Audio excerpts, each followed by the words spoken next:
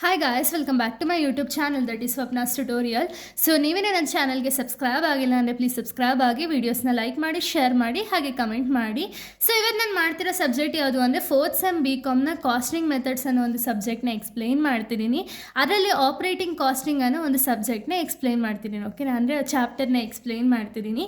So ನಾನು previous ವೀಡಿಯೋದಲ್ಲಿ ನೀವು ನೋಡೋದಾದರೆ ನಾನು ಪ್ರಾಬ್ಲಮ್ಸ್ನ ಎಕ್ಸ್ಪ್ಲೈನ್ ಮಾಡಿದೆ. ಓಕೆನಾ, ಪ್ರಾಬ್ಲಮ್ಸ್ ಆಲ್ರೆಡಿ 5 ಮಾರ್ಕ್ಸ್ ಪ್ರಾಬ್ಲಮ್ಸ್ ಎಲ್ಲ ಎಕ್ಸ್ಪ್ಲೈನ್ ಮಾಡಿದ್ದೀನಿ.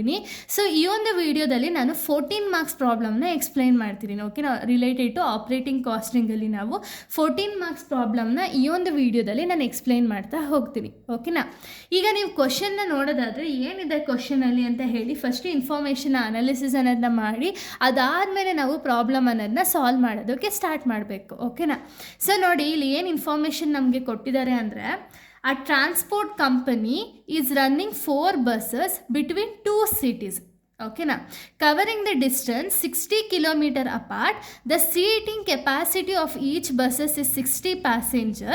The following particulars are obtained from its banks for the month of September 2025 ಅಂತ ಇಲ್ಲಿ ಹೇಳಿದ್ದಾರೆ. ಓಕೆನಾ, ಅಂದರೆ ಏನು, ಇಲ್ಲಿ ಒಂದು ಟ್ರಾನ್ಸ್ಪೋರ್ಟ್ ಕಂಪನಿ ಇದೆ. ಓಕೆನಾ, ಇವ್ರು ಬಂದುಬಿಟ್ಟು 4 ಬಸ್ಸಸ್ನ ರನ್ ಮಾಡ್ತಿದ್ದಾರೆ. ಓಕೆನಾ, ಈ ಬಸ್ಸಸ್ ಬಂದುಬಿಟ್ಟು ಬಿಟ್ವೀನ್ 2 ಸಿಟೀಸ್ ಮಧ್ಯೆ ಈ ಒಂದು ಬಸ್ಸಸ್ ಅನ್ನೋದು ರನ್ ಆಗ್ತಿದೆ.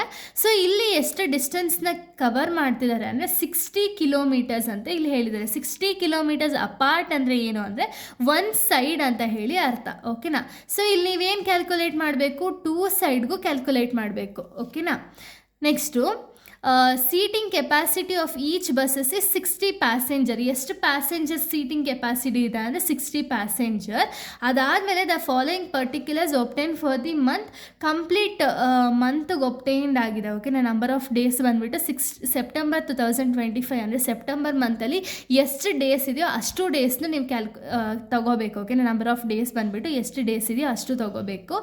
ಇದಾದಮೇಲೆ ಇನ್ಫಾರ್ಮೇಷನ್ ಅನ್ನೋದನ್ನ ಕೊಡೋದಕ್ಕೆ ಸ್ಟಾರ್ಟ್ ಮಾಡಿದ್ದಾರೆ. ಓಕೆನಾ, ಸೊ ಈ ಒಂದು ಇನ್ಫಾರ್ಮೇಷನಲ್ಲಿ ನೀವು ಆಪರೇಟಿಂಗ್ ಕಾಸ್ಟ್ ಶೀಟ್ನ ಪ್ರಿಪೇರ್ ಮಾಡಬೇಕು. ಓಕೆನಾ, ಅದಕ್ಕೂ ಮುಂಚೆ ನೀವೇನು ಮಾಡಬೇಕು ಅಂದರೆ ಇಲ್ಲಿ ಏನು ಫೈಂಡ್ ಔಟ್ ಮಾಡೋದಕ್ಕೆ ಹೇಳೋರೋ ಅದನ್ನು ಫೈಂಡ್ ಔಟ್ ಮಾಡಿ ಅದಾದಮೇಲೆ ಆಪರೇಟಿಂಗ್ ಕಾಸ್ಟ್ ಶೀಟ್ನ ನೀವು ಪ್ರಿಪೇರ್ ಮಾಡಬೇಕು. ಓಕೆನಾ, ಇಲ್ಲಿ ಏನೇನೆಲ್ಲ ಇನ್ಫಾರ್ಮೇಷನ್ ಕೊಟ್ಟಿದ್ದಾರೆ, wages for drivers and conductor 24,000, wages ಬಂದುಬಿಟ್ಟು 24,000, salary for office staff 10,000, oil and grease ಬಂದುಬಿಟ್ಟು 40,000, repair and maintenance 8,000, road tax and insurance 16,000, depreciation 26,000, interest on and other charges 20,000 ಅಂತ ಇಲ್ಲಿ ಹೇಳಿದ್ದಾರೆ. ಓಕೆನಾ, ಸೊ ಇಲ್ಲಿ ಫಸ್ಟ್ ನೀವು ಬೈಫರ್ಗೇಟ್ ಮಾಡ್ಕೋಬೇಕು. ಏನು ಅಂದರೆ ವೇರಿಯಬಲ್ ಸ್ಟ್ಯಾಂಡಿಂಗ್ ಚಾರ್ಜಸ್ ಯಾವುದಿದೆ ಆ್ಯಂಡ್ ವೇರಿಯಬಲ್ ಚಾರ್ಜಸ್ ಯಾವುದಿದೆ ಅಂತ ಹೇಳಿ ಡಿವೈಡ್ ಮಾಡ್ಕೋಬೇಕು. ಅದಾದಮೇಲೆ ನಿಮಗೆ ಈಸಿಯಾಗಿ ಕ್ಯಾಲ್ಕುಲೇಟ್ ಮಾಡೋದಕ್ಕೆ ಈಸಿ ಆಗುತ್ತೆ. ಓಕೆನಾ, ಸೊ ಫಸ್ಟ್ ನಾವು ಏನೇನೆಲ್ಲ ಇನ್ಫಾರ್ಮೇಷನ್ ಕೊಟ್ಟಿದ್ದಾರೆ ಜಸ್ಟ್ ನಾನು ಹೇಳ್ತಾ ಹೋಗ್ತೀನಿ. ಅದಾದಮೇಲೆ ಬೇಕಾದ್ರೆ ನಾವು ಡಿವೈಡ್ ಮಾಡ್ತಾ ಹೋಗೋಣ.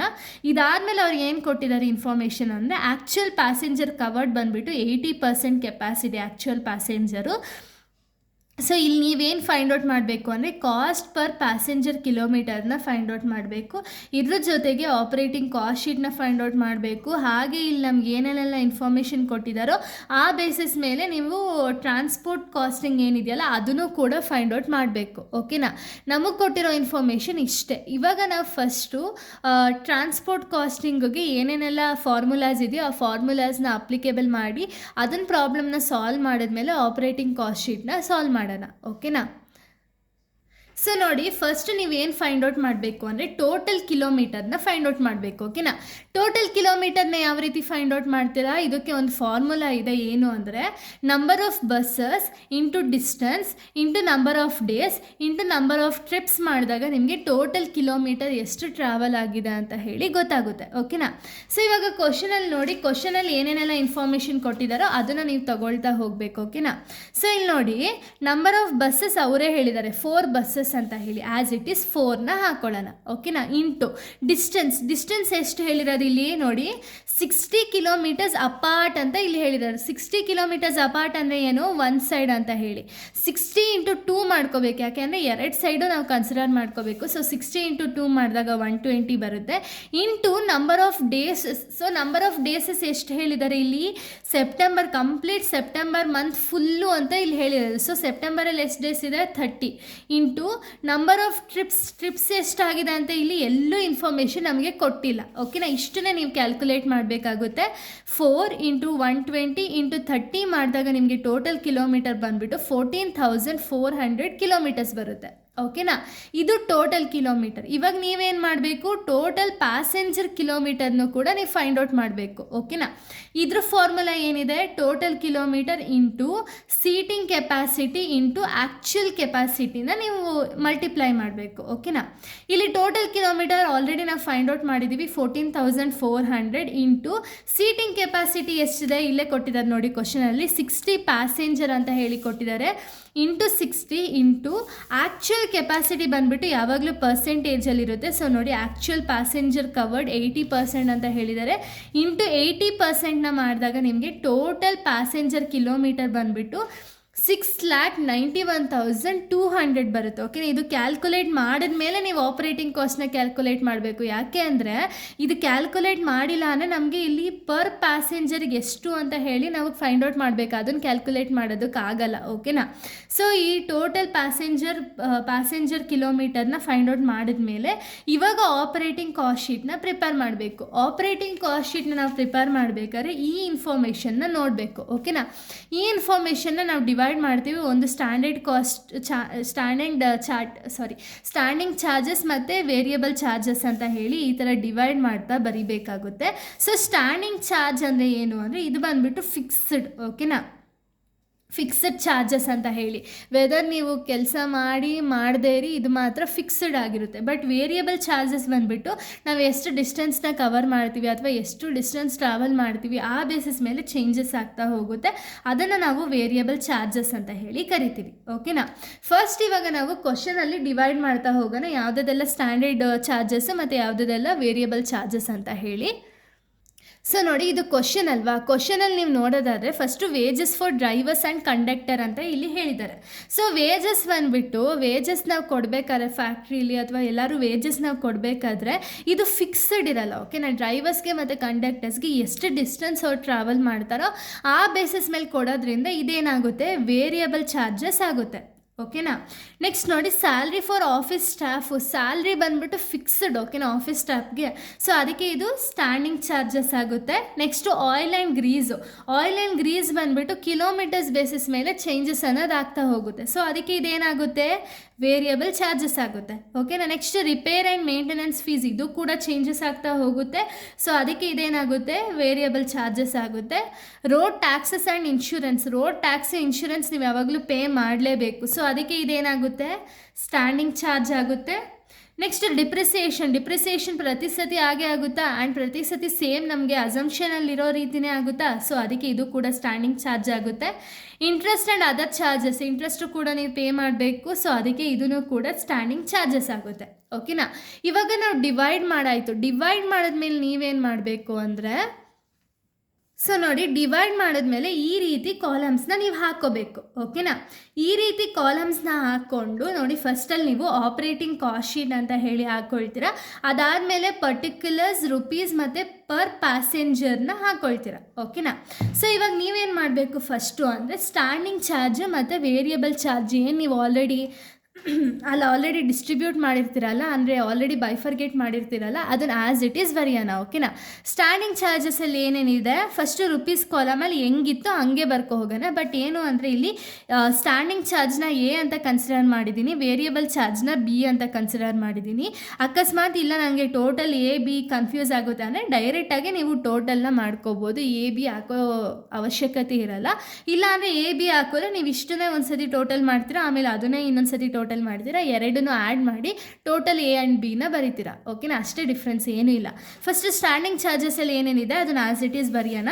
ನೋಡಿ, ಸ್ಯಾಲ್ರಿ ಫಾರ್ ಆಫೀಸ್ ಸ್ಟಾಫ್ ಬಂದುಬಿಟ್ಟು 10,000, as it is salary for staff ಅಂತ ಹೇಳಿ 10,000 ಬರಿತೀನಿ. Next road taxes and insurance 16,000 as it is ಬರೆಯೋಣ. ಡಿಪ್ರಿಸಿಯೇಷನ್ 26,000 ಇದೆ, ಅದನ್ನು ಆ್ಯಸ್ ಇಟ್ ಈಸ್ ಬರೆಯೋಣ. ರೋಡ್ ಟ್ಯಾಕ್ಸ್ ಆ್ಯಂಡ್ ಇನ್ಶೂರೆನ್ಸ್ ಅದನ್ನು ಆ್ಯಸ್ ಇಟ್ ಈಸು.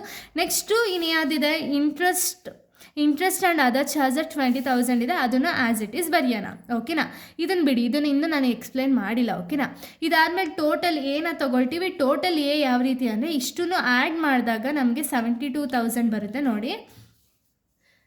ಸಾರಿ, ನನ್ನ ಹತ್ರ ಕ್ಯಾಲ್ಸಿ ಇಲ್ಲದೆ ಇರೋ ರೀಸನಿಂದ, ಅಂದರೆ ಕ್ಯಾಲ್ಸಿ ಹೊಡೆದೋಗಿದೆ, ಅದಕ್ಕೆ ಫೋನ್ನ ಯೂಸ್ ಮಾಡ್ತಿದ್ದೀನಿ ಅಷ್ಟೇ. ಸೊ ನೋಡಿ, 10,000 ಪ್ಲಸ್ 16,000 ಪ್ಲಸ್ 26,000 ಪ್ಲಸ್ 20,000. ಸೊ ಇಷ್ಟನ್ನ ಆ್ಯಡ್ ಮಾಡಿದಾಗ ಎಷ್ಟು ಬರುತ್ತೆ? 72,000 ಬರುತ್ತೆ. ಅದನ್ನು ಟೋಟಲ್ ಎ ಅಂತ ಹೇಳಿ ಬರಿತೀನಿ. ಓಕೆನಾ? ಟೋಟಲ್ ನೆಕ್ಸ್ಟ್ ಬಿಗೆ ಹೋಗೋಕ್ಕಿಂತ ಮುಂಚೆ, ವೇರಿಯಬಲ್ ಚಾರ್ಜಸ್ಗೆ ಹೋಗೋಕ್ಕಿಂತ ಮುಂಚೆ ಇದನ್ನು ಕ್ಯಾಲ್ಕುಲೇಟ್ ಮಾಡೋದು ಹೆಂಗೆ ಅಂತ ಇಲ್ಲಿ ಹೇಳ್ತೀನಿ. ಓಕೆನಾ? ಪರ್ ಪ್ಯಾಸೆಂಜರ್ನ ಯಾವ ರೀತಿ ಕ್ಯಾಲ್ಕುಲೇಟ್ ಮಾಡೋದು ಅಂತ ಇಲ್ಲಿ ಹೇಳ್ತೀನಿ. ಓಕೆನಾ? ಸೊ ನೋಡಿ, ಇವಾಗ ಟೋಟಲ್ ಪ್ಯಾಸೆಂಜರ್ ಕಿಲೋಮೀಟರ್ ಅಮೌಂಟ್ನ ನಾವಿಲ್ಲಿ ಬರ್ಕೊಳ್ಳೋಣ, 6,91,200. ಓಕೆನಾ?